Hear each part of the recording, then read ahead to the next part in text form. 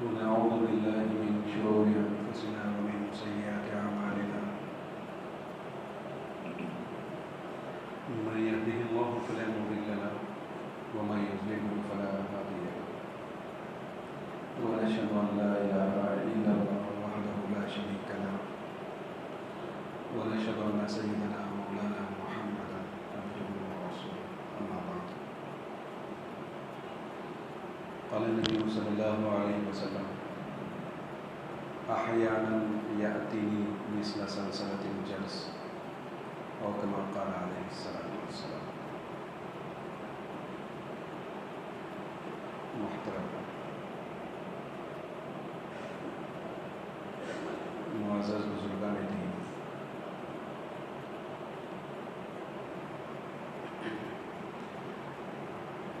یہ کلام اللہ تبارک و تعالیٰ کا جو کلام ہے، قرآن مجید، نبی علیہ السلام پر نازل کیا گیا. کس کے واسطے سے؟ حضرت جبرائیل علیہ السلام کے واسطے سے. تو یہ اللہ کا نبی پر اپنی کلام کو نازل کرنا یہ وحی کہلاتا ہے. کیا کہلاتا ہے؟ وحی بولتے نا، وحی بولے تو کیا؟ اللہ تبارک و تعالیٰ اپنا کلام نبی علیہ السلام پر نازل کرتا ہے. وحی کا معنی کیا ہے؟ لغوی معنی کیا ہے؟ شرعی معنی کیا ہے؟ اس کے اقسام کیا ہے؟ انشاءاللہ یہ جو ہے تفصیل سے سنیں. وحی کا لغوی معنی اشارہ کرنا. کیا کرنا؟ اشارہ کرنا. اشارہ خفیہ اور اشارہ سریعہ، اس کو وحی کہتے ہیں. چپکے سے پوشیدہ طور پر کسی کی طرف اشارہ کر دینا. ہم ایک کی طرف، ایک آدمی دوسرے کی طرف اشارہ کرتا نا، ویسا ایک کا دوسرے کی طرف اس طریقے سے اشارہ کرنا کہ کوئی اور اس بات کو سمجھ نہ سکے. اسے کیا کہا جاتا ہے؟ وحی کہا جاتا ہے. جس بات کو صرف مشیر اور مشار الیہ، یہ دو ہی سمجھ سکتے ہیں. اشارہ میں نے کسی سے چپکے سے کسی کو دیکھ کر کوئی بات جو ہے اشارے میں کہہ دی، تو اب وہ کلام میں سمجھ سکتا ہوں اور جسے میں نے اشارہ کیا وہ سمجھ سکتا ہے. اس کے علاوہ اور کوئی اس کلام کو نہیں سمجھ سکتا. یہ لغوی معنی ہے کس کا؟ وحی کا. بات سمجھ میں آ رہی؟ دل میں کسی بات کا، فطرت کے مخلوق کو اس کی فطرت کے مطابق پیدا کرنا، یہ بھی وحی کہلاتا ہے. سمجھے؟ مخلوقات کو، ہر مخلوق کو جو اس کی فطرت ہوتی ہے، اس کی فطرت میں کسی چیز کو رکھ دینا. ہاں یہ بات ہے. مخلوق کو کیا کرنا؟ اس کی فطرت میں، جیسی اس کی فطرت ہے اس فطرت میں کسی چیز کو رکھ دینا، یہ بھی وحی ہے. مثال کے طور پر مچھلی ہے، مچھلی کی فطرت کیا، اس کی طبیعت کیا؟ وہ تیرتی ہے. کوئی سکھانا کیا؟ اسے سکھانے کی ضرورت نہیں. بغیر سکھائے کیا کر سکتی ہو؟ تیر سکتی ہے کہ نہیں؟ ہم دیکھتے ہیں مچھلی جو ہے وہ بچے ڈالتی ہے، بچے پیدا ہوتے ہیں، پیدا ہوتے ہی فوری طور پہ تیرنا سیکھ جاتے ہیں. یہ تیرنا کیا ہے؟ اس کی فطرت میں جو بات رکھی ہوئی ہے نا، اس کی طبیعت میں جو بات رکھی ہوئی ہے نا، وہ اس پہ عمل کرتی ہے، اس کو جاری کرتی ہے. جیسے مرغی کا بچہ، چوزا جو نکلتا ہے، تو اسے کوئی چیز سکھانے کی ضرورت نہیں، بغیر سکھائے وہ دانہ چنتا ہے. وہ پہچانتا ہے کہ دانہ کیا ہے، کنکر کیا ہے، مٹی کیا ہے. ان میں سے اس کو کس چیز کو حاصل کرنا ہے اس کو جانتا ہے. تو مخلوق کی فطرت میں کسی چیز کو رکھ دینا یہ کیا کہلاتا ہے بھائی؟ وحی کہلاتا ہے. سمجھ میں آ رہی بات ہے؟ یہ اس کے لغوی معنی ہیں. جیسے سورۃ النحل میں تقریباً 60 اور 69 نمبر آیت ہے. اس میں اللہ تبارک و تعالیٰ شہد کی مکھی کا ذکر فرماتے ہیں. نحل کے معنی مکھی کے ہیں، سمجھے؟ اس میں اللہ تعالیٰ کیا کرتے ہیں سورہ نحل میں شہد کی مکھی کا تذکرہ کرتے ہوئے آیت میں ذکر فرماتے ہیں وَأَوْحَى رَبُّكَ إِلَى النَّحْلِ. کیا ہے؟ وَأَوْحَى رَبُّكَ إِلَى النَّحْلِ أَنِ اتَّخِذِي مِنَ الْجِبَالِ بُيُوتًا وَمِنَ الشَّجَرِ وَمِمَّا يَعْرِشُونَ. ہے نا؟ اللہ فرماتے ہیں کہ تمہارے رب نے وحی نازل کی کس کی طرف؟ شہد کے مکھی کی طرف. شہد کے مکھی کے دل میں بات ڈالنا، فطرت کے مطابق عمل کرانا، اس کے لیے اللہ تبارک و تعالیٰ لفظ استعمال فرماتے ہیں وَأَوْحَى. اوحا کے معنی کیا؟ وحی نازل کرنا، وحی کرنا. تو ہم نے شہد کے مکھی کی طرف کیا کی؟ وحی کی. کس بات کی وحی کی؟ کہ تم پہاڑوں میں گھر بنا لو، درختوں میں گھر بنا لو، پہاڑوں میں گھر بنا لو، درختوں میں گھر بنا لو. وَمِمَّا يَعْرِشُونَ. اور جو لوگ عمارتیں بناتے ہیں نا ان عمارتوں میں گھر بنا لو. ثُمَّ كُلِي مِن كُلِّ الثَّمَرَاتِ.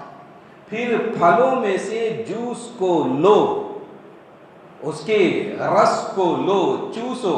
اور فَاسْلُكِي سُبُلَ رَبِّكَ. تمہارے رب کے راستے چلو. تمام مخلوقات کی فطرت میں جو بات رکھی ہوئی ہے اسے وحی کہا جاتا ہے لغتاً. لیکن اللہ تبارک و تعالیٰ ان تمام مخلوقات میں شہد کی مکھی کا انتخاب کیا جس کے لیے یہ لفظ اللہ نے استعمال فرمایا کہ وَأَوْحَى رَبُّكَ إِلَى النَّحْلِ.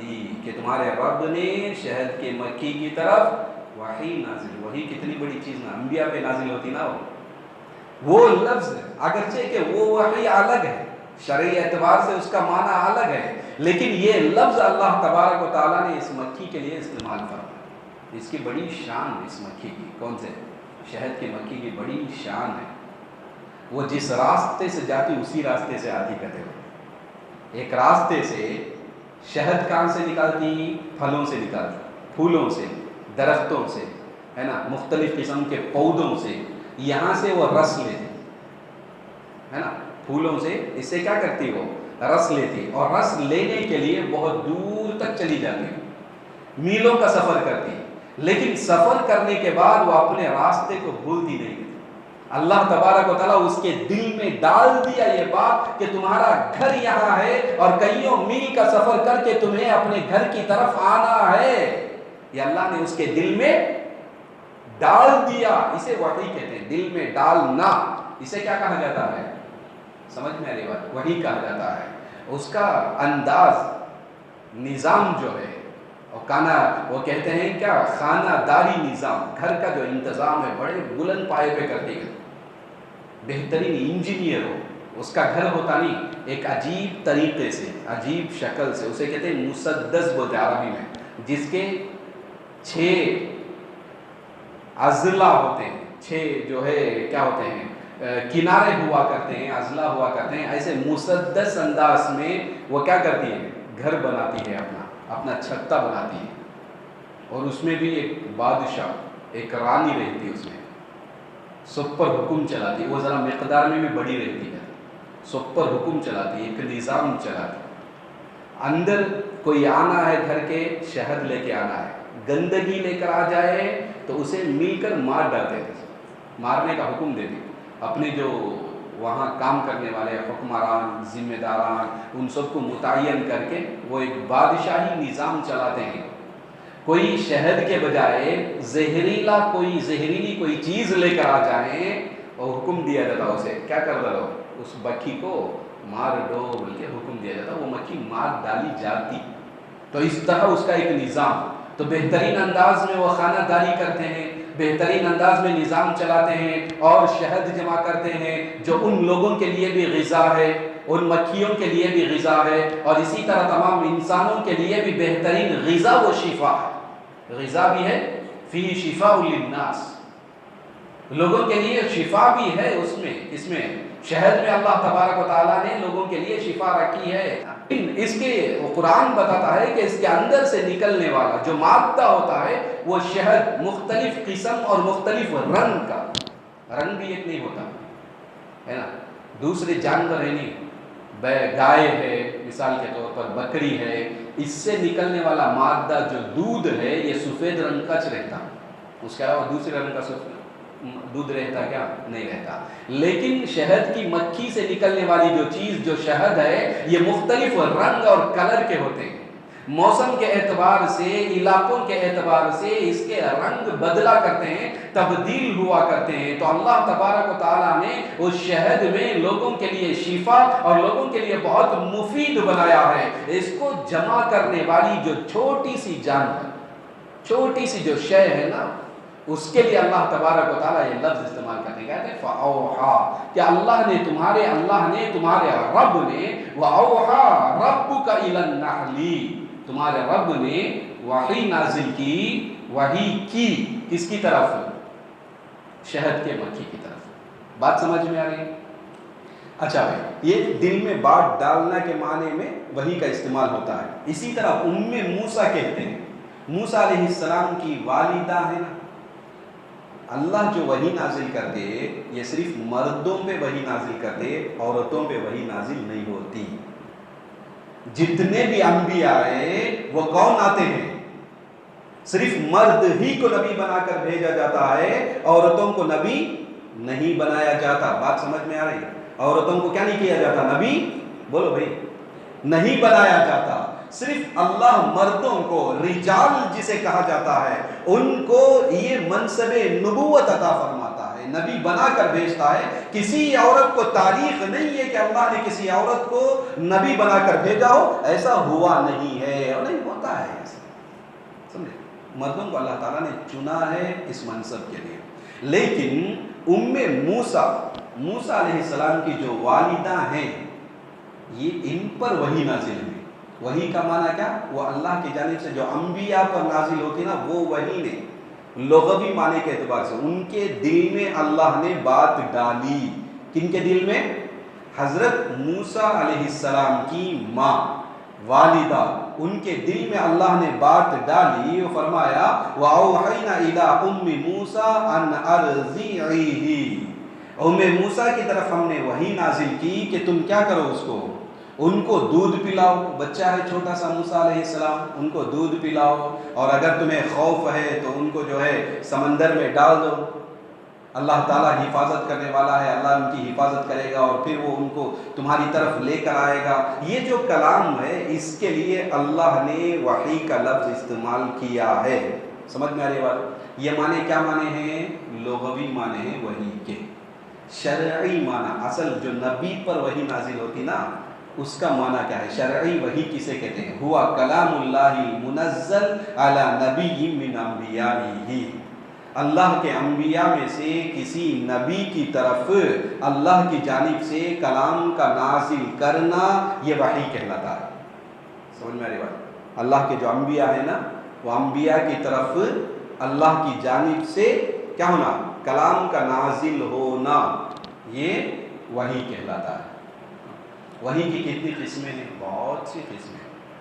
علماء نے 46 تک ذکر کیا ہے، 40 پر 6 قسمیں اس کی ذکر کی۔ کس کی بھائی؟ وحی کی جو ہے 40 پر 6 قسمیں علماء کرام نے جو ہے وہ ذکر کی ہیں، فرماتے ہیں اس کی 46 قسمیں، اور خود حدیث میں یہ لفظ آیا ہے۔ 46 کا لفظ کس میں آیا ہے؟ حدیث میں آیا ہے، اور بتایا گیا کہ اس کے 40 پر 6 قسمیں ہیں، اور لوگ جو خواب دیکھتے ہیں یہ بھی ایک قسم ہے وحی کی۔ لوگ جو خواب دیکھتے نہیں، سوئے میں سوتے رہتے اور رات میں پڑھ کر کیا کرتے ہیں؟ وہ خواب دیکھتے ہیں، یہ خواب بھی کیا ہے؟ وحی کی ایک قسم ہے، وحی کا ایک حصہ ہے۔ جیسے کہ حدیث میں آتا ہے رؤی المؤمن جزء من 46، کہ مومن کا خواب جو ہے وہ 40/6 اجزاء میں سے ایک جز ہے. مومن کا خواب کیا ہے؟ 40/6 اجزاء میں سے ایک جز ہے. سمجھ میں آ رہی بات؟ ایک اور حدیث میں ہے لم یبق من النبوۃ الا المبشرات. نبوت میں سے اب کوئی چیز باقی نہیں. نبی چلے گئے، نبوت ختم ہو گئی، تو نبوت میں سے کیا نہیں ہے؟ کوئی چیز باقی نہیں ہے سوائے مبشرات کے، خوشخبری دینے والی چیزیں. اس مبشرات کے علاوہ اب نبوت میں سے کوئی چیز باقی نہیں ہے. یہ فرماتے ہیں، کون فرماتے ہیں؟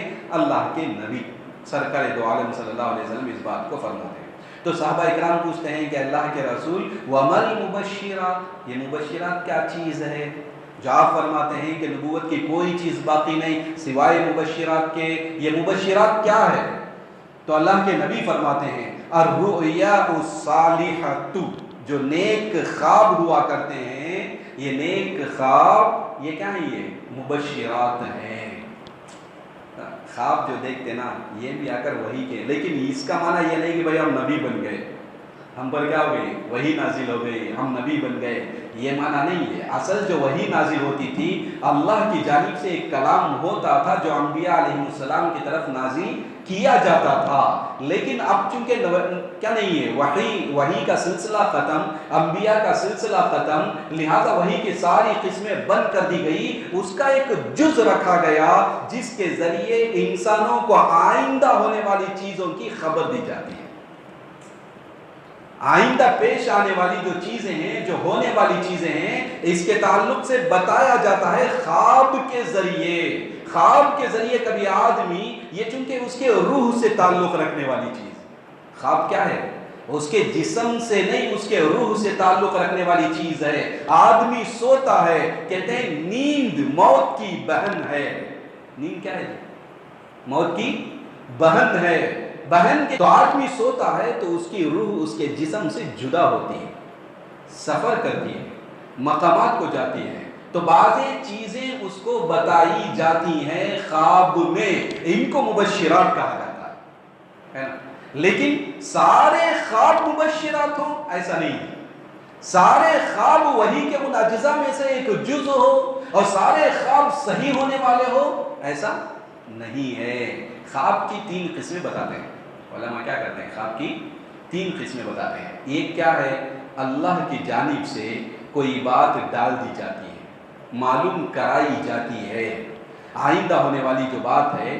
جیسے نیک ہوتے ہیں، اللہ والے ہوتے ہیں، ولی اللہ ہوتے ہیں، ان کے خواب بیشتر زیادہ تر خواب جو ہے وہ سچے ہوا کرتے ہیں. آئندہ جو چیزیں ہونے والی ہیں وہ خواب کے ذریعے معلوم کر دی جاتی ہیں، بتا دی جاتی ہیں.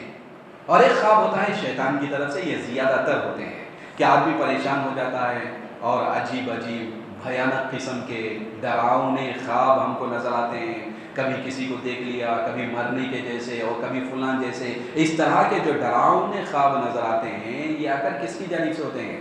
شیطان کی طرف سے ہوتے ہیں. اور ایک خواب کیا ہوتا ہے؟ وہ اضغاث و احلام کہتے ہیں. آدمی کے جو خیالات ہوتے ہیں، دن کے جو پراگندہ خیالات رہتے ہیں نا، وہ خیالات ویسے ہی خواب میں نظر آتے ہیں. اس کی کوئی حقیقت نہیں. یہ وہ جزء من النبوہ نہیں ہے، مبشرات میں سے یہ نہیں ہے. آدمی جو کام کرتا ہے وہی کام اس کو کس میں نظر آتا ہے؟ خواب میں نظر آتا ہے. آدمی اگر کسی دکان میں بیٹھا ہے تو خواب میں بھی وہی چیز بیچتا ہوا دیکھتا ہے، اور بلکہ وہ الفاظ بھی استعمال کرتا ہے. جاگنے کے بعد پتہ چلتا ہے، گھر والے بتاتے ہیں کہ بھائی کیا ہوا، گھر میں آ کر تم چیزیں فروخت کرتے ہو. سوئے ہو لیکن سوئے ہوئے کیا کرتے ہو؟ تم چیزوں کو فروخت کرتے ہو اور فلاں چیزوں کو خریدتے ہو. اس طرح کے یہ اضغاث و احلام ہے. اور دن میں جو کام کرتا ہے آدمی، اگر دن میں اوباشوں کے ساتھ، غلط قسم کے لوگوں کے ساتھ اس کا تعلق ہے تو اس کا اثر اس کو خواب میں بھی پڑتا ہے، اور اسی طرح کے غلط الفاظ اس سے نکلتے ہیں. اور اگر دن میں وہ کسی نیک کام میں لگا ہوا ہے، داعی ہے یا حفظ میں لگا ہوا طالب علم، بہت سے طلباء کو ہم نے دیکھا وہ سوتے ہیں لیکن سوتے ہوئے بھی وہ قرآن پڑھتے ہیں. ان کو احساس ہی نہیں ہوتا، وہ نیند میں ہے وہ، لیکن کیا کرتے ہیں؟ قرآن ایسے ہی پڑھتے رہتے ہیں. یہ کہاں سے آتا ہے؟ دن بھر آدمی جس کام میں لگا رہتا ہے اس کا اظہار ہوتا ہے نیند میں. سمجھے؟ تو یعنی ایک چیز ان 3 چیزوں میں سے 3 اقسام میں سے ایک خواب مبشرات ہے جو صبح کے اول وقت میں جو دیکھا جاتا ہے، سمجھے، صحیح طریقے پر، سنت کے طریقے پر اگر آدمی زندگی گزارے اور اس طریقے پر وہ سوئے، سنت کے طریقے پر سوئے، تو صبح کے پہلے پہر میں بعض باتیں بطور خواب کے اسے بتائی جاتی ہیں، دکھائی دیتی ہیں، اور صبح ہوتا ہے تو پھر اس کا اظہار کرتا ہے آدمی کہ میں نے فلاں دیکھا خواب میں۔ دیکھو ایک اور بات کیا معلوم، خواب ہر ایک کو بیان نہیں کرنا، ایک اہم بات، خواب کیا نہیں کرنا، ہر ایک کو بیان نہیں کرنا۔ کیوں معلوم؟ خواب سننے کے بعد انہیں جو تعبیر دیتا، ایسا ہوں گا بول کر بولتا نہیں، اسے کہتے ہیں عربی میں تعبیر، کیا بولتے ہیں؟ تعبیر۔ تو خواب سننے کے بعد جو تعبیر دیتا ہے وہ تعبیر واقعی ہو جاتی ہے، ویسے جو واقعی ہو جاتی ہے۔ غلط تعبیر بولا تو بھی غلط واقعی ہو۔ کوئی خواب سن لیا، سننے کے بعد خواب کیا ہو، تم مر جاؤ گے، مر جائے گا، یہ خواب کیا ہوگا، تم بادشاہ بن جاؤ گے، اچھی تعبیر۔ اسی لیے کہتے ہیں کہ تعبیر ہر ایک کو خواب بیان نہیں کرنا۔ کس کو بیان کرنا؟ جو عقل مند ہے، جو خیر خواہ ہے، جو عالم دین اس سے واقف ہے، ان لوگوں کے سامنے خواب بیان کیا جائے۔ علماء اپنی کتابوں میں ذکر کرتے ہیں جو شریر قسم کے لوگ ہیں یا جو گنہگار قسم کے لوگ ہیں اور جن کا علم سے کوئی واسطہ اور تعلق نہیں ہے، ان لوگوں کے سامنے ہرگز، جاہلوں کے سامنے ہرگز خواب کو کیا نہ کیا جائے، بیان نہ کیا جائے۔ جیسا کہ حدیث میں آتا ہے لا تحدث رؤیاک الا حبیبا او لبیبا، لا تحدث رؤیاک، اپنے خواب کو بیان نہ کرو مگر کس کے سامنے؟ کسی حبیب دوست کے سامنے، او لبیبا، یا کسی عقل مند کے سامنے۔ اس لیے وہ دیکھنے والا اور سننے والا دونوں یہ بولنا اللہ خیر کرے۔ خواب سنتے ہیں اور خواب دیکھتا ہے، وہ سناتا ہے کسی کو، دوسرا سنتا ہے۔ تعبیر اگر معلوم ہے تو اگر صحیح ہے تو اس کا اظہار کرنا، تعبیر معلوم نہیں ہے تو اپنی جانب سے ایسے ہی کچھ بول دیا، ایسے ہی کچھ کہہ دیا، یہ صحیح طریقہ نہیں۔ اس لیے سننے والا اور بولنے والا دونوں کیا کہے، اللہ خیر کرے، سمجھے۔ ہر ایک کی تعبیر ایک نہیں ہوتی، خواب کے ہر ایک آدمی کی تعبیر کیا نہیں ہوتی، ایک نہیں ہوتی۔ مختلف لوگ مختلف قسم کے خواب دیکھا کرتے ہیں، لیکن آدمی کے اعتبار سے، ماحول کے اعتبار سے، موسم کے اعتبار سے، شخصیت اور صفت کے اعتبار سے خواب میں فرق پڑتا ہے۔ ایک آدمی آ کر خواب بیان کیے حضرت کے سامنے اور کہنے لگے حضرت میں نے خواب میں دیکھا کہ میں اذان دے رہا ہوں، میں کیا کر رہا ہوں، اذان دے رہا ہوں۔ تو حضرت بولے کہ آپ جو ہے حج کو جائیں گے، اس کی تعبیر یہ ہے کہ آپ کہاں جائیں گے، حج کو جائیں گے، اس کی تعبیر ہے۔ اور دوسرا ایک آدمی آیا اور آ کر کہنے لگا کہ حضرت میں نے ایک خواب دیکھا ہے، اور وہی خواب دوسرا آدمی آ کر سنانے لگا، تو کہنے لگا کہ حضرت میں نے ایک خواب دیکھا ہے کہ میں اذان دے رہا ہوں۔ تو حضرت کہنے لگے آپ پر چوری کا الزام لگے گا۔ طلبہ پریشان ہو گئے، حضرت دونوں آدمی دونوں ایک ہی خواب ہیں، آپ کے پاس آ کر بیان کرتے ہیں، لیکن ایک آدمی کے تعلق سے فرماتے ہیں کہ آپ حج کو جاؤ گے، اور دوسرے آدمی کو کہتے ہیں کہ آپ کیا کریں گے، چوری کا آپ پر الزام لگے گا۔ یہ کیا بات ہے حضرت، سمجھ میں نہیں آ رہی۔ تو حضرت نے کہا کہ پہلا آدمی جو آ کر بیان کیا وہ نیک آدمی ہے، اچھا آدمی ہے، اور قرآن کی ایک آیت ہے اس کے تعلق سے، وہ فرمانے لگے وَأَذِّن فِي النَّاسِ بِالْحَجِّ يَأْتُوكَ رِجَالًا وَأَذِّن، سمجھے، اعلان کرو، اذان دو، لفظ اذان کا لفظ اس میں آیا ہے، کس کا؟ لوگوں کے درمیان حج کا اعلان کرو، حج کا اعلان کرو۔ اعلان کرنے کے لیے اذن کا لفظ استعمال کرے نا، تو اس آیت سے تعبیر لیتے ہوئے وہ کہنے لگے کہ بھائی تم جو ہے حج کرو۔ قرآن میں لفظ اذان کا یہ لفظ جو ہے استعمال کیا گیا ایک اور مقام میں، کیا کہا، کس جگہ، کس معنی میں استعمال کیا گیا؟ چوری کے معنی میں استعمال کیا گیا، اور ذکر کیا گیا وَأَذَّنَ مُعَذِّنٌ أَيُّهَا الْعِيرُ إِنَّكُمْ لَسَارِقُونَ۔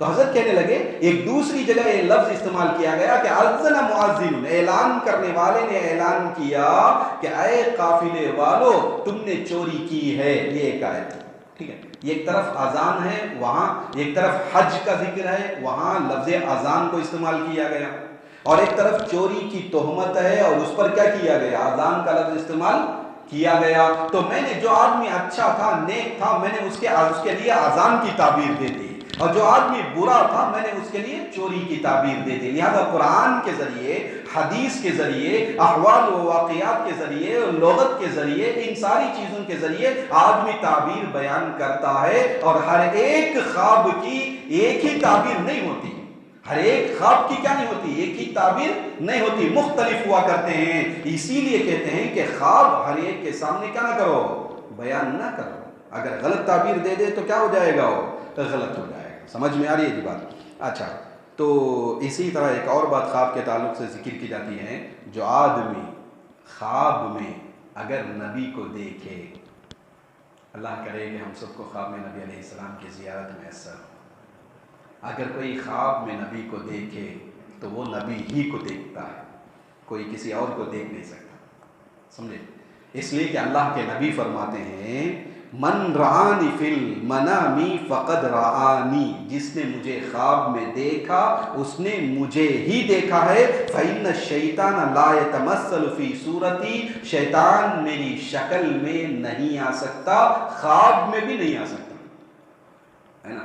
شیطان ہر شکل و صورت کو اختیار کر سکتا ہے، لیکن نبی علیہ السلام کی شکل و صورت میں وہ کیا نہیں ہو سکتا، خواب میں نہیں آ سکتا۔ جیسے بتایا گیا کہ خواب باتیں شیطان کی جانب سے ہوتے ہیں، لیکن جس نے خواب میں نبی کو دیکھا اس نے نبی ہی کو دیکھا ہے، خواہ وہ کسی حلیے میں دیکھا ہو، کسی شکل و صورت میں دیکھا ہو، جانی پہچانی شکل میں اگرچہ کے دیکھے یا انجانی شکل میں دیکھے یا کسی حلیے میں آپ کو دیکھے، جو حلیہ حدیث میں بیان کیا گیا، جو صورت نبی علیہ السلام کے حدیث میں بیان کی گئی اس کے مطابق دیکھے یا اس کے مخالف دیکھے، کس شکل میں، جس شکل میں بھی جو آدمی دیکھتا ہے وہ کس کو دیکھنے والا ہے، نبی ہی کو دیکھنے والا ہے۔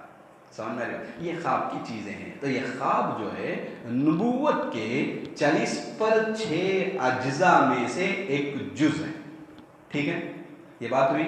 اچھا، اب نبی پر، انبیاء پر جو وحی نازل ہوتی ہے، اس وحی کی کتنی قسمیں ہیں، کس طریقے سے وحی نازل ہوتی ہے؟ نبی علیہ السلام پر وحی نازل ہوئی، آدم علیہ السلام سے لے کر آپ علیہ السلام تک جتنے انبیاء آئے ان تمام پر وحی نازل ہوئی نا، تو وحی کتنے طریقے پہ نازل ہوتی ہے؟ 7 طریقے پہ وحی نازل ہوتی ہے۔ کتنے طریقے پر؟